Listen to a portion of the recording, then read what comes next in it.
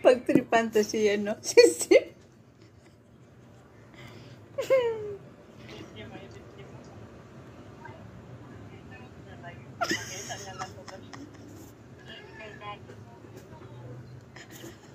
Pagtripan natin si Zeph.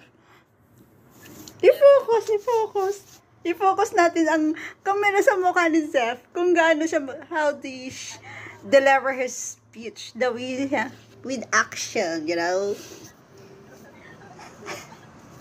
Pogi mo dyan, Zeph. Ang pogi mo dyan. Ganun talaga pag in love. Sino in love? Ikaw.